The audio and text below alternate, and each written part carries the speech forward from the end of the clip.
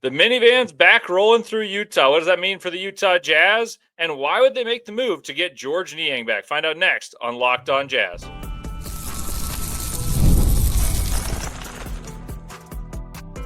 You are Locked On Jazz, your daily podcast on the Utah Jazz. Part of the Locked On Podcast Network, your team every day.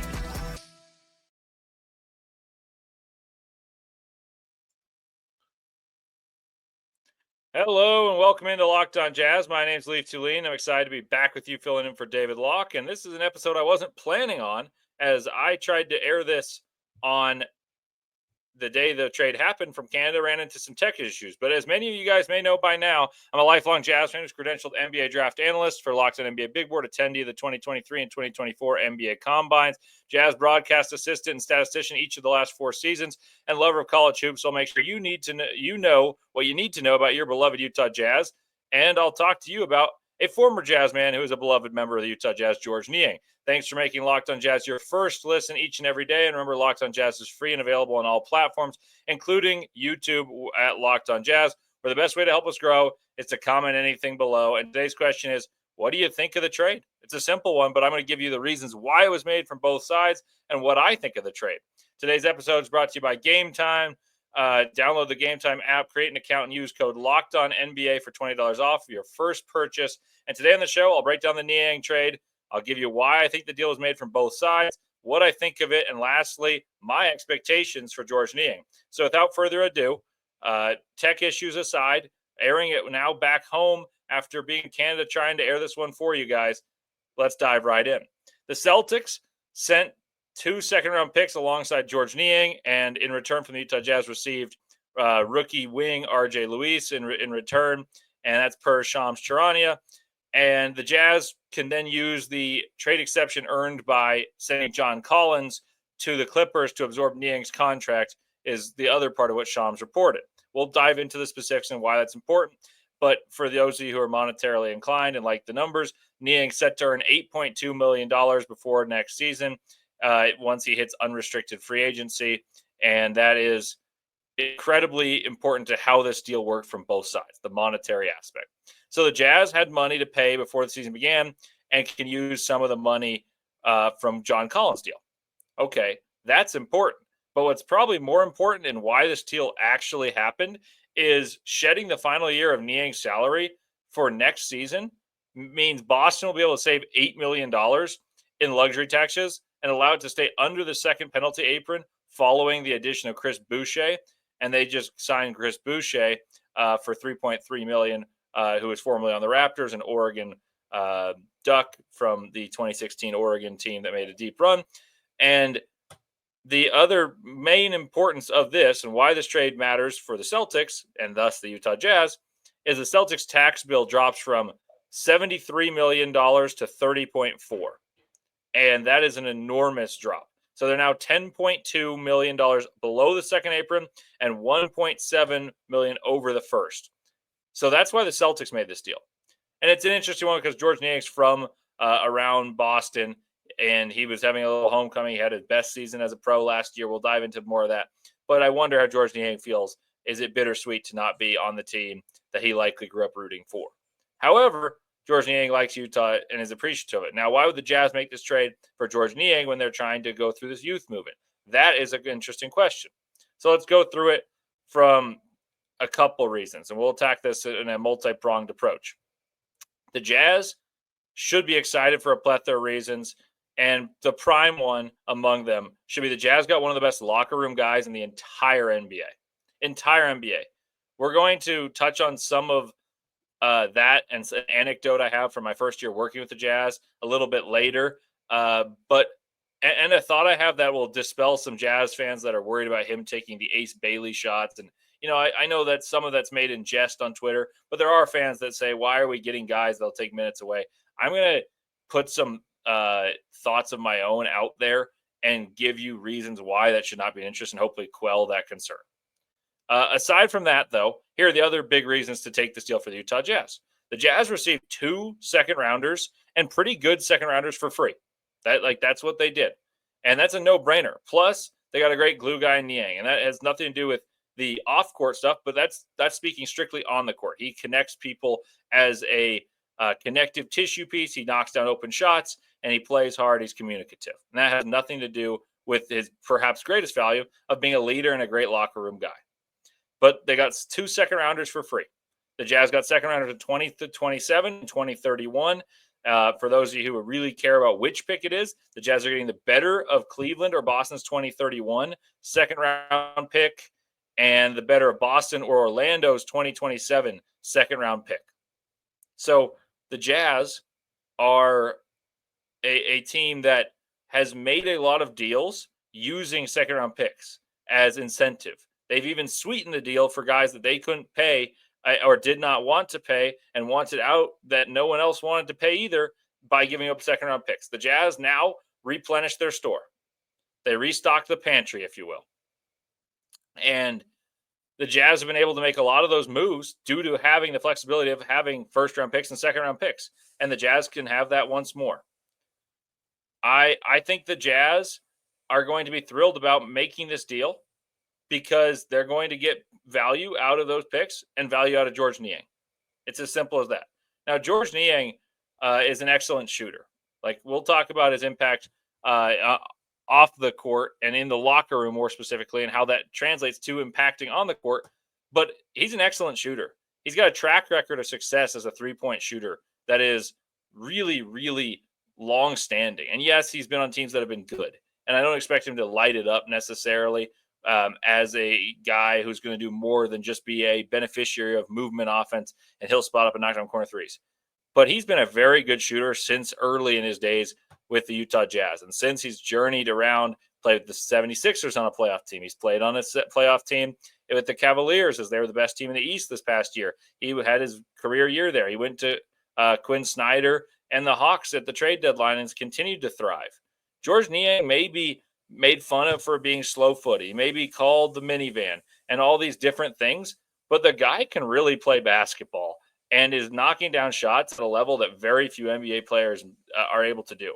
Is he going to be a star of a team? No. Is he going to be even the sixth man? No. But is he going to be a valuable contributor no matter how successful your team is, proving he can do it on some of the most offensively successful teams in modern NBA history, as well as some of the best teams in NBA history, not NBA history, in the NBA the last couple of years? Yes. And that's what the Jazz are getting for free. Like they gave up a guy that did not get drafted. Now, I will say this. RJ Luis Jr. is a guy that I believed more highly in, and I thought more highly of than I did John Tonje, who the Jazz selected with their second-round pick. So I was a little bummed to see him dealt because I thought he brings one thing the Jazz do not have and have not had for a long time, and that's the length and versatility to become a stopper. He was the player of the year in the Big East, and he was a defensively oriented player whose main attributes were being disruptive. And that's something I think the Jazz have lacked, though there's a reason he fell all the way as an older player to outside the draft. So the Jazz got a guy who's been productive, is a fantastic locker room guy, and 2 second-rounders for a guy who wasn't picked at all in the NBA draft and had issues with Rick Pitino at St. John's despite winning Player of the Year. I think the Jazz made a great trade. Let's dive into further what this trade means. And I'll tell you a very interesting story about Georges Niang and how important he was to some of the best Jazz teams in recent memory. And then I'll do that and much, much more all ahead on Locked On Jazz.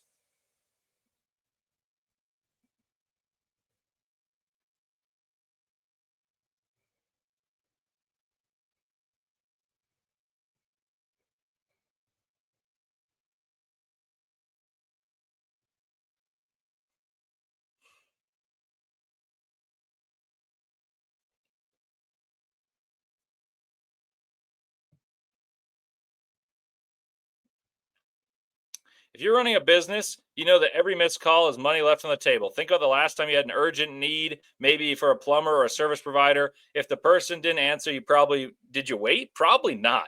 And you moved on. That's why you need OpenPhone. OpenPhone's the #1 business phone system built to streamline and scale your customer communications all from an app on your phone or computer. OpenPhone lets me manage business calls and texts from a single app. And OpenPhone is offering the listeners of Locked On Jazz 20% off your first 6 months at openphone.com/lockedonnba. That's openphone.com/lockedonnba. If you have existing numbers with another service, OpenPhone will port all of them over at no extra charge. OpenPhone, no missed calls, no missed customers.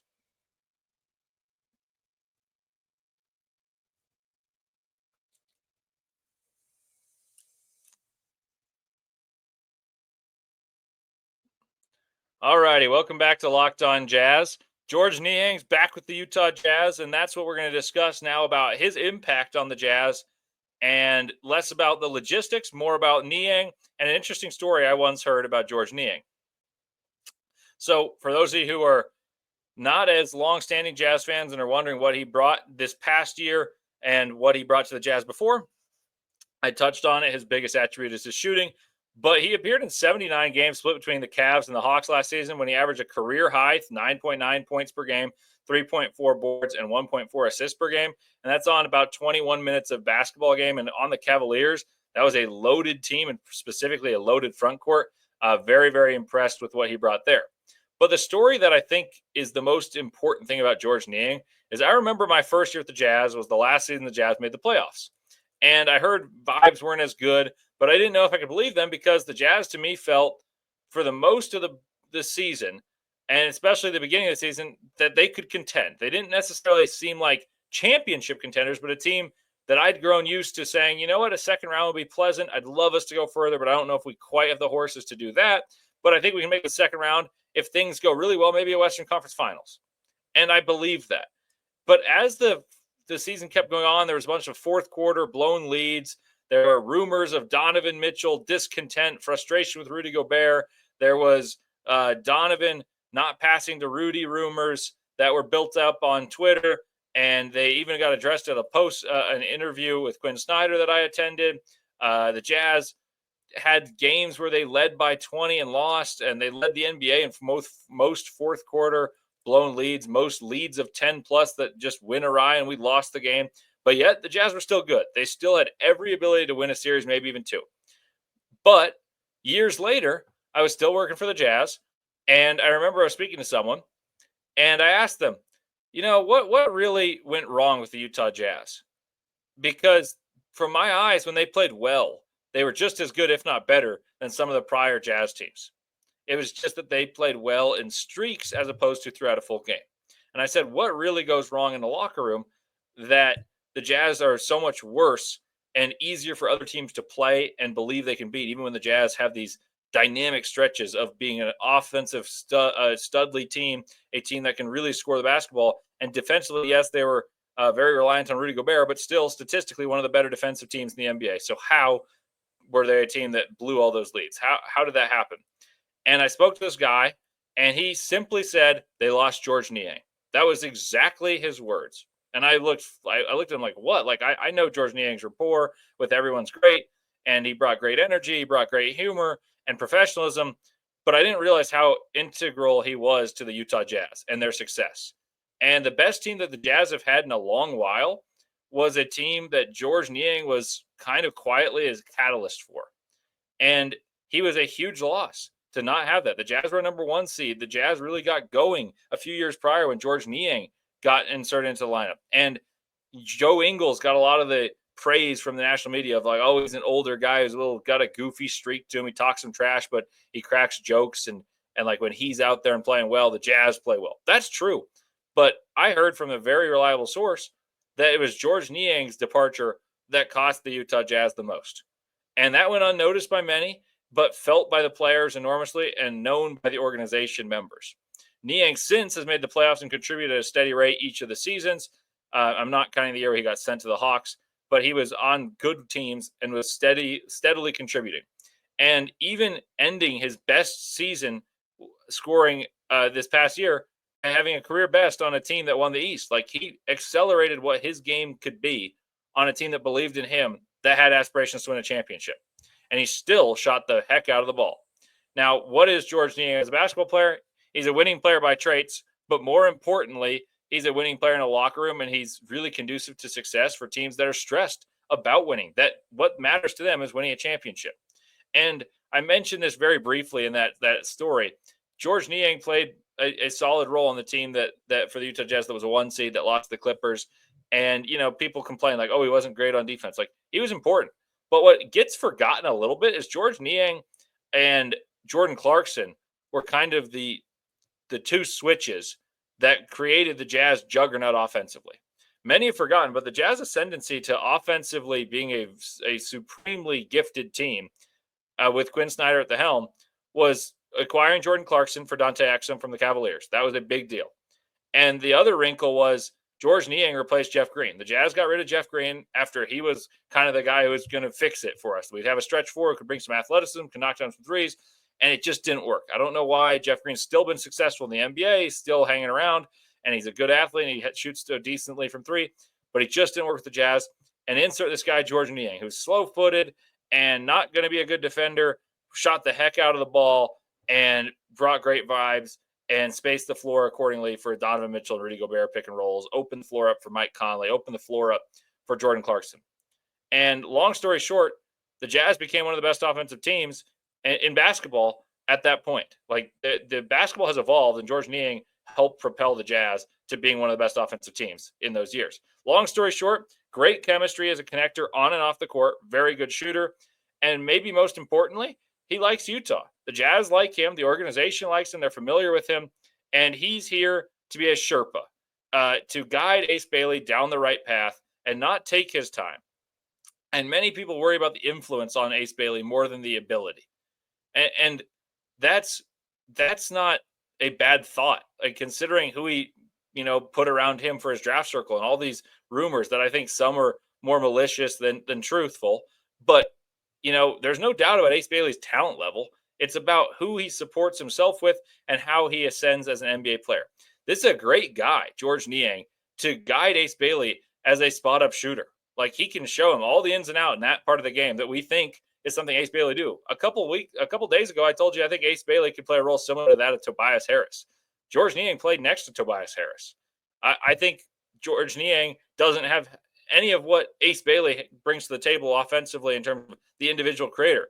But I do think he can help him as a growing individual with a need to mature and show him the little traits on a basketball court and the professional traits that have allowed him to maximize what he was as a guy who was picked at the end of the second round, that was thought of as not being an NBA player and made himself valuable for playoff teams with aspirations to win it all. He can do that and be a Sherpa for Ace Bailey.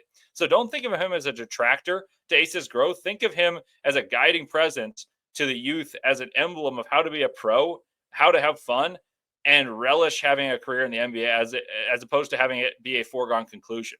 He's what Mike Conley was for the Jazz a couple seasons ago. Someone that knew the Jazz weren't going to win it all, but would still be a good example to lead for Keontae George, to help the youthful core that eventually you hope is the reason the Jazz are raising a banner. But he knows that's not his role, but there's a reason he's been successful in the NBA, and I think this is his paying it forward stage. So that's my 2 cents. Let me know what you guys think about that, and I truly believe that's the value of George Niang. You know what else is important? George Niang's expectations, because we're talking about what type of roles all these young guys are going to have. So what minutes is George Niang going to get? What is he going to put up on the board, and how will he balance the minutes that he plays with guiding Ace Bailey without taking the minutes away from Ace Bailey? And I'll quell that concern of your guys. All that and more straight ahead on Locked On Jazz.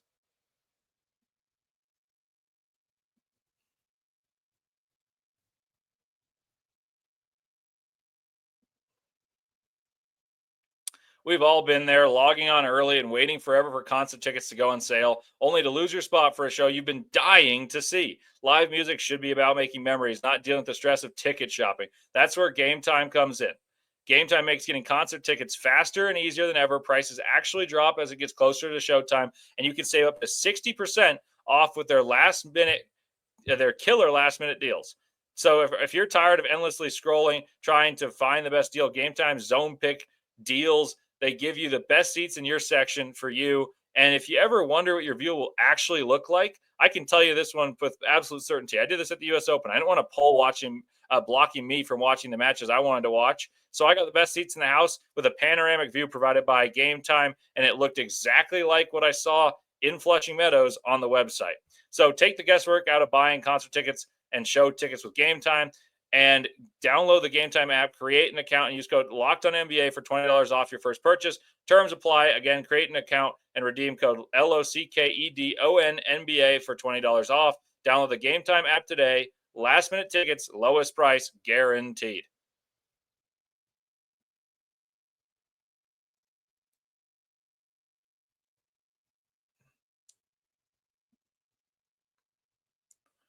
Welcome back to Locked On Jazz. Happy to be back with you. Happy to be back in the States after being north of the border. And I tried to get this episode out to you sooner, but I've had a lot of time to think about my expectations for George Niang, and I've actually tinkered with them a little bit. So maybe that is the silver lining. My expectations for George are he will play rotational minutes on a bad team. That does not shock anyone. I think his minutes per game, if you're looking for that type of thing, is going to be similar to what he had in Cleveland. And I think it's going to be similar to what he had in Atlanta. So that averaged out to about 21 and a half minutes per game between the Cavs and the Hawks. And that shows his ability to contribute on a top team in the East and a mediocre team. The mediocre team, he was valuable. The top team, he was valuable. So why wouldn't he be valuable on a bad team? I think his minutes per game should go around there, even though it's a team that he might be able to help more. His plus minus might be better. But I do think that's kind of the plateau. That's where he's going to plateau. That's his minutes per game. But his minutes per game have gone up since gaining belief in Utah and being a catalyst for one of the best second units offensively in our game. Niang likes Utah. He's happy to be back, according to various reports. And though he won't get to play for his hometown Celtics, I think he'll have a role that is beneficial for his career. I think he's going to get a lot of three-point attempts. I think he's even going to have a few plays designed for him to get shots more so than he would in Boston, contending with the likes of a guy like Sam Hauser, who's already thrived on a championship team there. Niang averaged around 10 per game last year and 41 from three.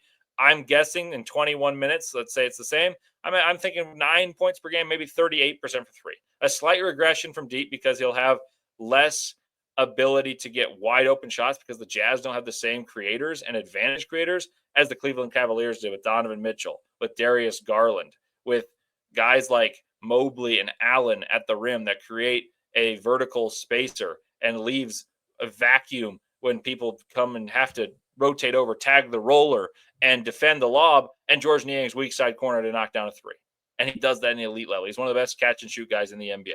So I don't think he gets the same looks that allowed him to shoot nearly 43% in that team in Utah, which is the same thing. The Jazz had Rudy Gobert as a lob threat. He was wide open often. The Jazz swung the ball very well, and he shot 43% in 2021 with the Utah Jazz. But he is a marksman, and that hasn't changed for years. That wasn't a flash in a pan. And he retooled his pro career and created a successful career and a one with longevity from something totally the opposite of what he was at Iowa State. Like Iowa State was, first of all, this is just nerdy basketball stuff, but Iowa State in 2015, 2016, they were one of the better teams in the country. They had Monte Morris as their point guard. They had a guy named Matt Thomas who had a brief spell at the Jazz, Nazmi Trulong, who if you're a diehard everydayer, you might remember Nazmi Trulong. He also was on that team. Abdel Nader played for the Thunder briefly. Deontay Burton also played for the Thunder briefly. Like they had pros on those teams. But George Niang was their dude. Like George Niang was similar to Nikola Jokic in the way that he conducted their offense. They'd feed it into Niang. Niang would go for a jump hook. He had blended touch. He'd use up and unders, an old school face-up game, could pick and pop and knock down threes. There's a team that played no defense but scored 80-something points. They played in a coliseum called Hilton Coliseum. They refer to it as Hilton Magic. And George Niang was kind of the originator of that belief that Iowa State might be able to win a national championship. They never did, but they really had belief that they could be one of the better teams. They were seeded well each tournament. And the reason I bring that up is Niang was a phenomenal player in college. He was a star. Like anything short of calling him a star was disrespectful to how good he was in college. And then he was picked at the very end of the second round by the Pacers and got no chances to play. And then the Jazz, he's like, man, what do I do? How do I play on a basketball court in the NBA? Because that's what I want to do. Not many people are able to adapt their game and be great at each level if they're not a star. And he's been what I would say as a maximized career after being a star in college. And how did he do it? Like, that's the question. And he's been not the last guy on a bench. Like, it's not like he's just squeezed it out by being like this fantastic dude. Like, he's playing. And he's a high-level rotation guy, and his friendliness will always shine through. But I look look forward to seeing him and Kyle Anderson mentor the youth, mentoring Ace, Cody, and Taylor in specific about versatility and about how their NBA games are totally different from what they were. Kyle Anderson at UCLA was a problem. Kyle Anderson was never fast. Like, he's nicknamed slow-mo for a reason. His shot's janky. But when he's on a basketball court, he's got these quick hands and he steals the ball defensively. He's a very serviceable defender despite slow feet. Offensively, he's an engine to excellent offenses. I remember him in San Antonio being fantastic. I remember him in Minnesota really being helpful. He was good on every team he's been on. And he's a winner. Georges Niang, similar. Two guys that have retooled their games. So what I look forward to is the way that he can coach, he and Kyle Anderson can coach the youth into saying, you know what, like, if this isn't working in your career, then find a way to contribute elsewhere. This is how we did it. And I think that stuff in finding confidence for a guy like Cody Williams, who was sapped of all confidence, had the yips last year, Georges Niang's a really good guy to say, you know what, like, I was this dude in college basketball and I came to the NBA and didn't get to play. Like, you got a chance and you didn't play very well. That's all right. Here's how we're going to provide you a mentality of, like, you can adapt your game and be successful. I'm an example of it, and you have better tools than me. And I think Georges Niang's a guy who has the humility to teach that. Niang's a better player on the floor and a connector than a guy like KJ Martin, who played 23 minutes a game for the Jazz last year. And so I think he'll play around 21, like I said. The Jazz lost front court depth in the sense of they lost John Collins, but they regain it in Taylor Hendricks coming back. There's going to be more minutes for Filipowski. There's going to be Nurkic minutes, and Cody's going to play some minutes at the 2. Ace is going to play some minutes at 2, but they'll also play some minutes at the 3. So I think there's going to be games where Georges Niang plays over 25 minutes. I think there's going to be games he plays under 17, but I think it's going to average out to around 21. And like I said, Anderson, Niang, and Nurkic subtly provide minutes for the Jazz off the bench as leaders to help provide shots, not because their gravity of scoring, but they just know how to play basketball. They've played a lot of winning basketball, and they'll help provide good shots and leadership on what's a good shot. And they'll be approachable for guys like Flip, who's going to have an increased role. Guys like Bryce Sensabaugh, who wants to shoot the ball every time he gets it, but it may not be the best thing to do it every time. Guys like Niang, who's calling card shooting, he can teach Bryce Sensabaugh what's a good shot, when to do it, and how to be as good as you can possibly be while being a slow-footed player in the NBA. And I think Georges Niang and Kyle Anderson are going to be examples that Jazz fans will remember fondly, because players will refer to them in the future as, like, this guy was a really good mentor for me, helped me grow my game. And I believe that firmly. Georges Niang's a far better player than he was with the Jazz last time. And I think he's going to be rewarded more handsomely in the sense of he'll play more minutes, maybe have more volume. So I'm guessing 8 or 9 points per game, 38% from 3, but immense value off the court and as a mentor to the Jazz's core that you hope will be able to transform this team into a winning team soon. Thank you guys for making Locked On Jazz your first listen each and every day. For your second listen, find the Locked On NBA podcast, where there's no offseason. Doug, Matt, and Hayes keep you up to date on contract negotiations, rumors, and everything you need to know to be the most informed NBA fan. Find Locked On NBA on YouTube or wherever you listen to your podcast. Part of the Locked On Podcast Network, your team every day. Thank you guys. Let me know what you guys think. Happy to be back with you and happy to record this finally after numerous attempts. Appreciate it, and go Jazz.